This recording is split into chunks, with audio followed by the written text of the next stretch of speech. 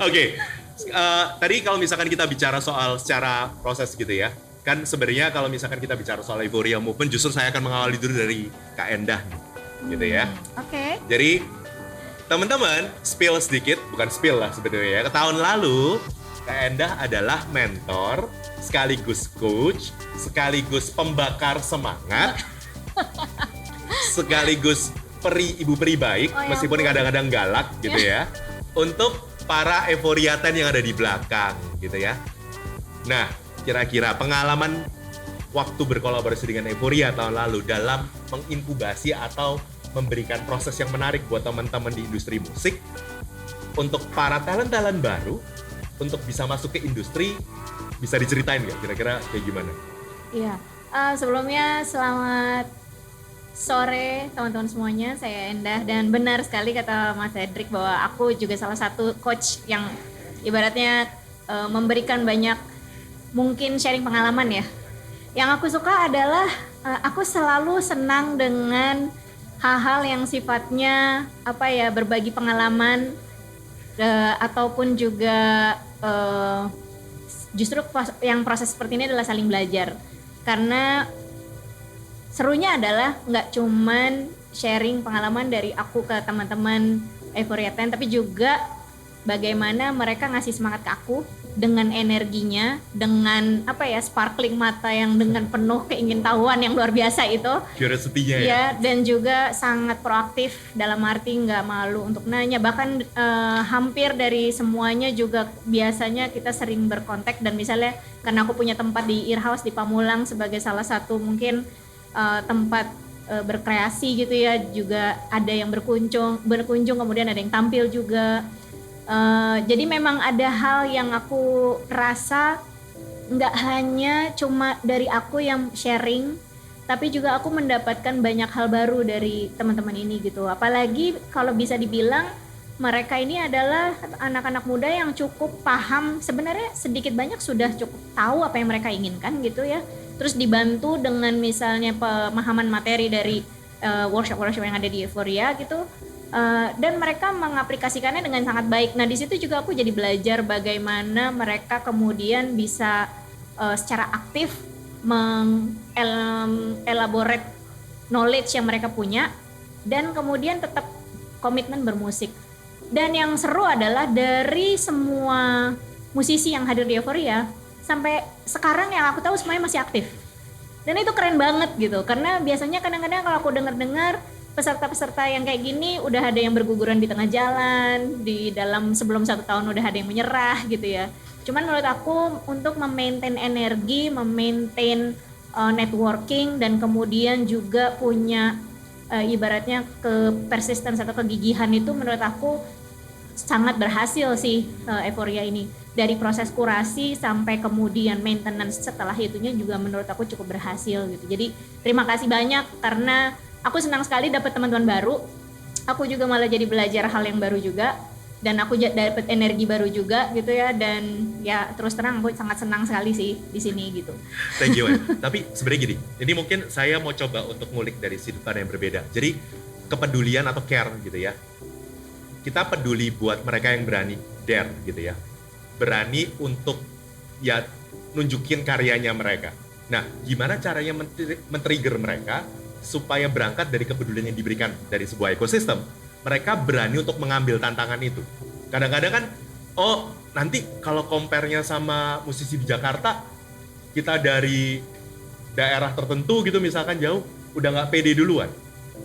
Gimana caranya menumbuhkan kepercayaan diri supaya mereka cukup berani untuk masuk ke industri yang sebenarnya? Oke. Kalau menurut aku yang salah satu keberhasilan yang cukup oke di Euphoria adalah yang pertama pasti tim kurasi ya. Dengan adanya tim kurasi yang bisa meloloskan teman-teman yang misalnya menjadi peserta gitu, yang kemudian mengikuti semua programnya, menurut aku pasti sudah dari kurasi yang sangat baik. Dan ketika teman-teman ini menyadari bahwa mereka lolos di situ, berarti mereka memang punya sesuatu. Ada Itu kan legitimasi sebenarnya, ya? itu kan sebenarnya. Jadi sebenarnya keberhasilan itu sudah ada gitu. Dan masalah kedepannya ya tinggal bagaimana kemudian mereka memanfaatkan semua akses yang sudah dibuka sama Euphoria, dari networking, dari pengetahuan, knowledge dan segala macam, bahkan sampai tempat, fasilitas semuanya ada misalnya gitu ya. Itu yang sebenarnya akan kemudian memberikan mereka keuntungan lebih. Tapi kalau misalnya udah lolos, ya tentu saja itu juga sudah jadi satu tolak ukur bahwa mereka punya sesuatu yang lebih gitu. Dan itu kan sebenarnya menurut aku kalau dengar-dengar dari teman-teman yang mendengarkan semua karyanya, itu sangat susah sekali katanya ya untuk memilih itu gitu. Jadi begitu aku ketemu dengan mereka, teman-teman yang sudah hadir gitu ya. Dan memang kalau aku dengar karyanya dan bagaimana kemudian mereka men-treat musiknya dan bagaimana mereka mempresentasikan karya mereka, mereka tuh udah sangat kuat banget. Justru memang menurut saya yang dibutuhkan adalah ya dukungan dari kita-kita ini atau misalnya dukungan dari ekosistem ini gitu, yang kemudian membuka banyak akses, yang kemudian memberikan perhatian lebih misalnya apa segala macam gitu. Dan ini baru 10 ya, masih banyak berapa Betul. peserta yang submit? Kebetulan tahun lalu 498. Ya kan, hampir 500-an Per hari gitu. ini udah 650-an. Oke, udah banyak banget ya. Dan menurut aku ini apa ya? Jadi kalau misalnya ada teman-teman yang merasa kayak nggak pede atau segala macam, kalau nggak nyoba ya lo nggak akan tahu.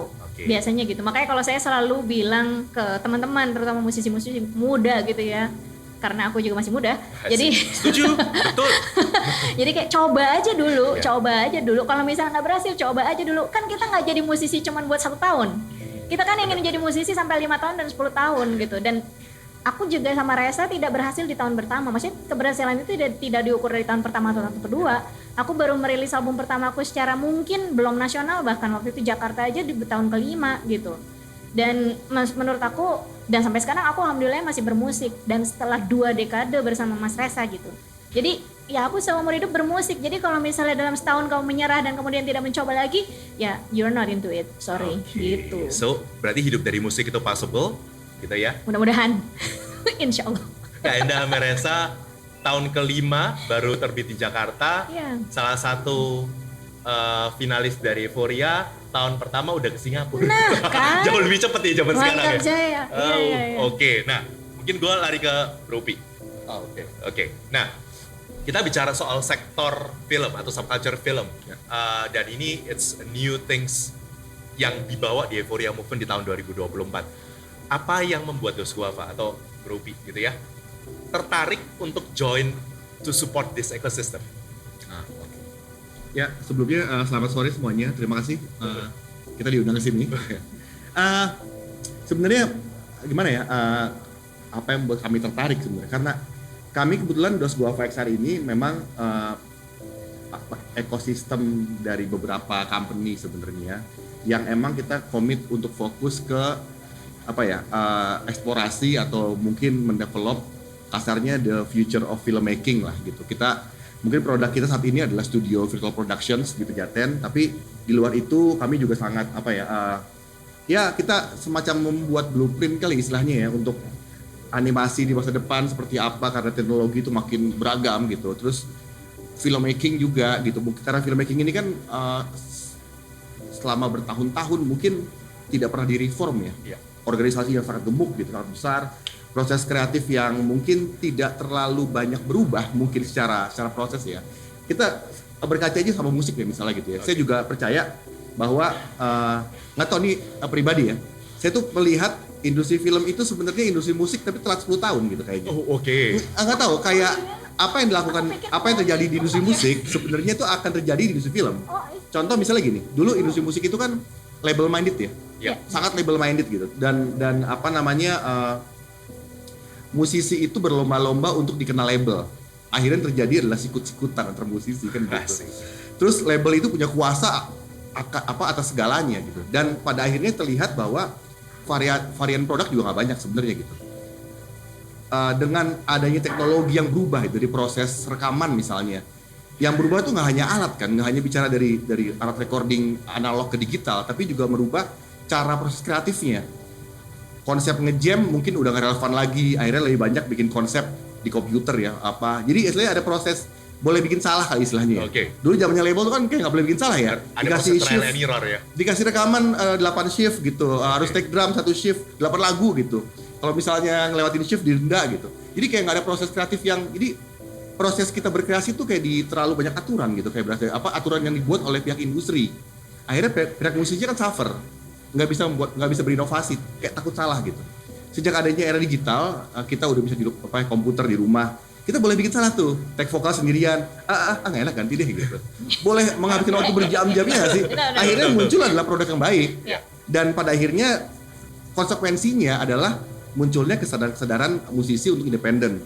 Apalagi dengan berubahnya zaman, platform produknya berubah kan dari physical CD jadi digital. Jadi otomatis karena mungkin company besar itu tidak ya itu konsekuensi ya, company besar itu pasti nggak akan akan lambat cepat ya. Iya pasti kan gitu. Jadi otomatis karena company mungkin label mungkin di Indonesia, saya juga nggak tahu di mana ya, mungkin agak lambat melihat perubahan di depan, akhirnya ketinggalan sama musisi indie. Tadi seperti yang Om Benny cerita lah gitu. Nah, saya ngelihat arah yang sama juga terjadi di industri film sebenarnya. Di saat kita masih ada di era tuh masih big label yang megang kendali gitu ya nggak sih? Filmmaker itu berlomba-lomba ke PH tertentu, membawa proposal, dulu kalau musik tuh bawa demo kali ya. Kalau ini bawa deck, bawa reel, bawa konsep, bawa judul. Jadi kayak serem-sereman judul gitu. Kuntilanak udah, ini apa yang belum ya? Oh, pocong ijo gitu misalnya. Jadi sama kayak dulu misalnya kita bicara musik kan juga ada kan kayak doktrin-doktrin gak jelas kayak lu kalau kasih demo lu harus yang lagunya judulnya ini. Sama muncul lah doktrin-doktrin aneh di antara musisi supaya disukai label ya nggak? Sama aja kok. Nah, saya ngelihat bahwa ini ujung-ujungnya kan mengarah ke sana, platform bioskop yang tadinya satu-satunya tempat untuk berlabuh gitu ya, sudah OTT, bahkan sekarang kasarnya YouTube pun sudah menjadi ujung dari sebuah produk film. Kita bisa make money dari YouTube ya. Artinya seperti halnya musik, kita udah bisa bikin film sendiri, distribusi sendiri dan lain-lain. Belum lagi kita bicara alat gitu ya. Dulu bikin film itu harus orangnya mungkin banyak banget ya. Kamera satu aja yang jaga itu mungkin 8 orang gitu. Sekarang dengan kamera-kamera zaman sekarang gitu ya, bahkan kamera smartphone aja sudah sekualitas itu, sebagus itu bikin film. Saya melihat teman-teman di daerah gitu ya, ada di Kediri, ada di Kalimantan, di banyak lah, membuat film dengan peralatan yang apa adanya dan sangat-sangat bagus gitu. Artinya industri sudah mengarah ke sana. Nah, tapi saya melihat belum jadi wacana bahwa yuk kita jangan sampai kasarnya gini, kalau saya boleh berkaca pada industri musik. Itu is good, tapi ada korbannya kan, pasti. Iya. Jadi alangkah baiknya apabila pola yang sama tidak ada korbannya. Sekarang tuh sudah muncul videographer yang muncul bukan dari sekolah film, bukan dari filmmaking, dengan alat yang sederhana. Mereka bahkan nggak tahu istilah line producer, istilah art director. Mereka hanya tahu saya videographer nih, saya ngedirect, saya pegang kamera, saya ngedit, bikin film. Dan mereka itu saat ini sudah bisa bikin karya sebagus filmmaker. Mereka sudah bisa bikin iklan, pitching bareng sama pelaku industri film yang krunya mungkin 200 orang di satu set gitu ya. Mereka hanya bersepuluh dengan harga 1/10-nya mungkin ya.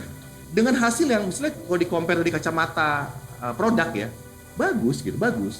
Nah, kita melihat ada gap antara pelaku industri film yang sudah established, yang tentunya punya knowledge komunikasi, knowledge semiotika dan lain-lain. Tapi suka nggak suka, teknologi ini lebih banyak dikuasai oleh videographer yang mungkin tidak punya knowledge filmmaking yang sebaik itu.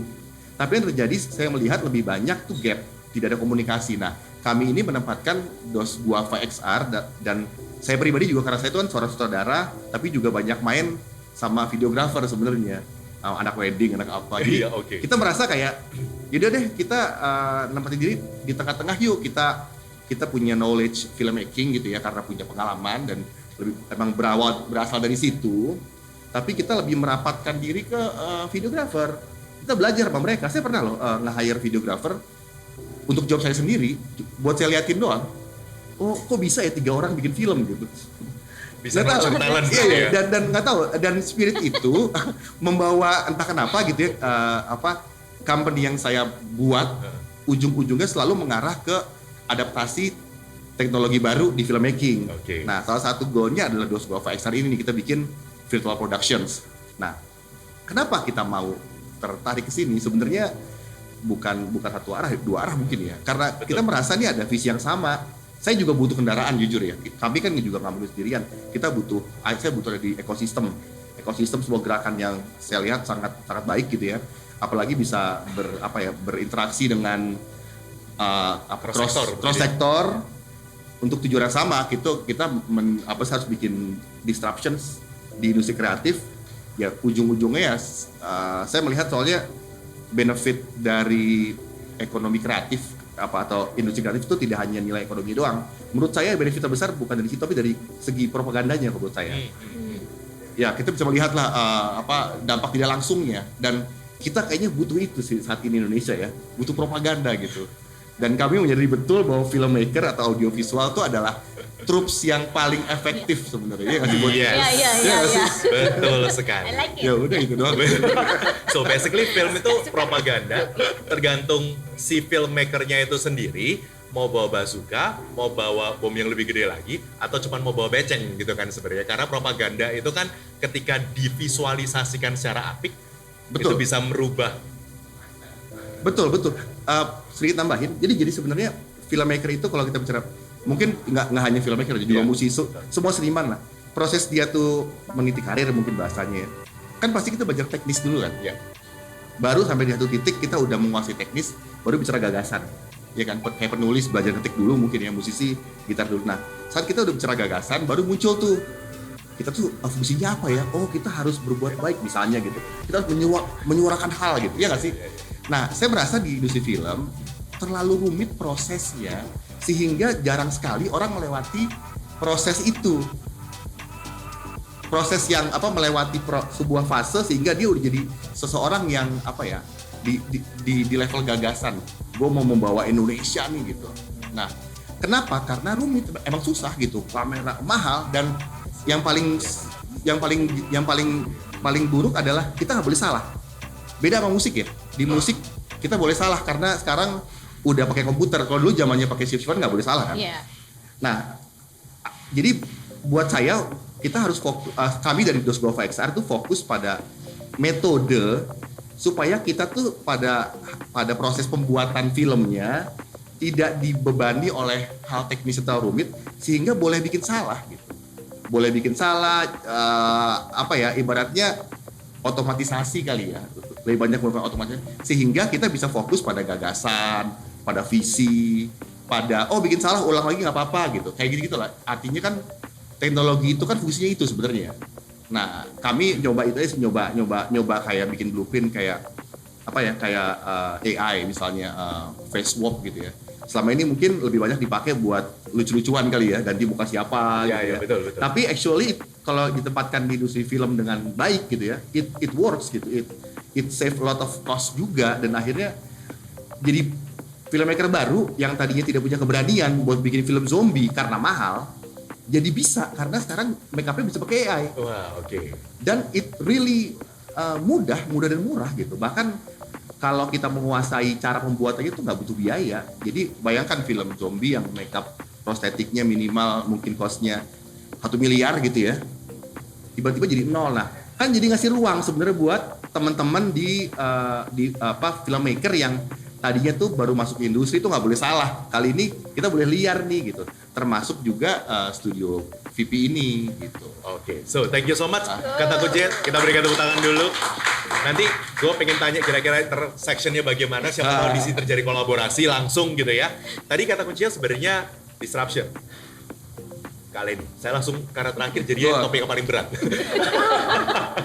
Oke, Indonesia Fashion Chambers gitu kan. Sebenarnya itu kan in my opinion gitu ya, dari apa yang saya lihat itu sebenarnya juga mendisrupt fashion industry di Indonesia.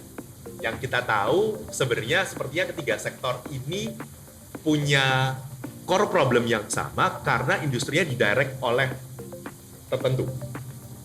Kurang lebih seperti itu. Nah, dari sudut pandang fashion, bagaimana caranya supaya generasi muda yang mungkin konteksnya fashion gue cuma ngedesain, terus habis gitu nanti menghadapi lagi proses produksi MOQ-nya berapa, begitu kan? Terus bagaimana caranya distribusi ke gerai-gerai supaya produknya terjual di luar dari e-commerce platform. itu prosesnya sebenarnya kalau misalkan kita bicara soal supply chain ya, rantai nilai begitu ya, belum lagi tarik raw material ke belakang begitu ya, itu kan sebuah industri yang sangat kompleks. Iya. Nah, bagaimana kandidat-kandidat baru ini, itu paling tidak mereka berani dan nggak takut untuk masuk industri yang sebenarnya kebiasaan kompleks banget. Nah, mungkin bisa sharing experience-nya nggak kalian? Iya, biasanya itu di fashion kan kelihatannya dari ujung ke ujung. Enggak juga, kita bisa milih sebenarnya ya. Bisa jadi fashion designer aja, atau jadi brand owner, atau jadi produsen. Jadi nggak semuanya harus dipegang sendiri. Jadi bisa per part kita mengambil kerjaannya gitu. Karena fashion designer sendiri juga dia harus menciptakan tren kan, itu juga perlu ilmu tersendiri gitu. Ya jadi kayak gitu ya jauhnya. Terus saya tertarik di sini soalnya yaitu untuk menjelaskan ke generasi baru soal perbedaan-perbedaan ini, karena kan banyak yang kepengen jadi fashion designer tapi dia juga pengen jualannya massal gitu. Sedangkan itu dua konsep yang sangat bertentangan gitu. Kalau jadi fashion designer tentunya kita harus lebih memikirkan bagaimana kita menciptakan tren ke depan. Jadi sisi idealismenya tinggi banget. Sedangkan kalau brand owner gitu ya yang massal, kita justru nggak boleh. Kita justru nunggu sesuatu menjadi tren dulu, bajunya jadi tren dulu baru diproduksi supaya yang beli banyak gitu ya. Kalau fashion designer itu sebenarnya kayak jualan buah mentah lah, pisang mentah yang belum bisa dimakan oleh banyak orang, tapi orang-orang nekat aja yang makan. Seperti itu. Nah, untuk kolaborasi ini itu bagus banget untuk generasi muda mulai sadar gitu bahwa kita semuanya ini paling nggak di 4 subculture ini terkoneksi. Selama ini fashion dengan musik dan film itu sudah berhubungan tapi kurang benar hubungannya. Oke, ini menarik nih. Gimana nih? Iya, Pak Amin udah ketawa tadi. Bro Amin udah ketawa tuh. Tawar produser berarti ya. Tawar produser. Iya, bener, jangan-jangan ya.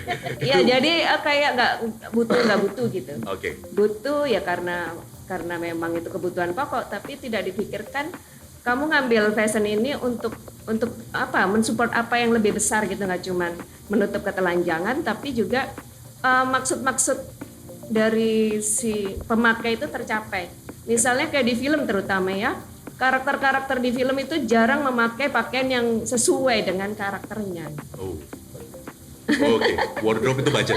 Oke. Padahal bisa kerjasama ya, bisa Benar. kerjasama, tidak perlu ini banyak. Jadi apalagi di Indonesian Fashion Chamber sendiri ada di 14 kota, jadi syuting di mana aja bisa menemui member kita. Oke. Membernya ada 300 desainer ya, hampir 300. Dan kita juga punya AFC community yang berjumlah ribuan setiap kota. Wow. Nah itu semuanya bisa diajak kerjasama. Antara member dan member community itu bedanya hanya kalau yang yang asosiasinya sudah profesional.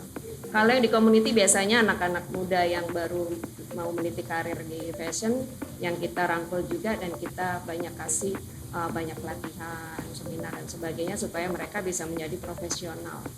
Di situ perbedaannya. Nah ini kan bisa diajak serta. Oke. Jadi saya sering sedih gitu ya lihat film-film walaupun booming pakaiannya jadi tren, tapi sebenarnya itu nggak sesuai, baik secara sejarah maupun secara karakter. Jadi kalau yang terbaru ada yang filmnya booming banget, pakai baju tradisionalnya menjadi tren itu bagus ya, nggak apa-apa. Tapi bisa ada yang salah di situ, karena pemakaian baju tersebut tidak tepat untuk orang umum misalnya. Pakaian tradisional. Bukan contohnya gadis kretek gitu kan? Oh enggak, bukan ya? Oke. Misalnya ya baju tersebut sebenarnya bukan untuk orang umum, Oke. misalnya kan ada bisa jarang. Pakem itu mungkin ya? Iya, itu kan harus Historical soalnya. Iya, mungkin di era itu baju itu tidak dipakai oleh sembarang orang gitu kan. Itu nggak boleh sebenarnya ditabrak-tabrak. Tapi ya nggak apa-apa, secara efek di industri fashion itu yang membawa efek yang bagus. Ya kita jadi kebanjiran order juga untuk baju model tersebut. Nah kalau di musik itu banyak juga nggak sesuai karakter penyanyinya gitu ya. Wow. Untung saya bukan penyanyi ya. Terus saya gitaris ya. Iya. Tapi itu masih ada unsur personal, masih oke. Tapi kalau di film kadang misalnya dia orang yang serius tapi pakaiannya kok kurang serius gitu, dan sebaliknya ya. Banyak karakter-karakter yang berlawanan kalau saya lihat. Terus sedihnya lagi kok kita nggak pernah diajak kerjasama. Inilah momennya. Nah itulah yang hubungannya kurang benar itu tadi. Tapi sebenarnya berhubungan karena film dan musik selalu pakai baju ya, berpakaian, dan memang yang berusaha menampilkan personality lewat pakaian. Tapi kalau misalnya kerjasama dengan kita mungkin bisa lebih benar. Oke. Dan Nah, ya dengan inkubasi ini semoga jadi ada generasi cross muda sector ini yang udah menarik dari ya. awal sudah berhubungan. oke, menarik. Nah, ini kan sebenarnya kalau misalkan saya melihat ya, nuansa yang terjadi di sini itu sebenarnya ada hubungan simbiosis, apa sih, saling membutuhkan.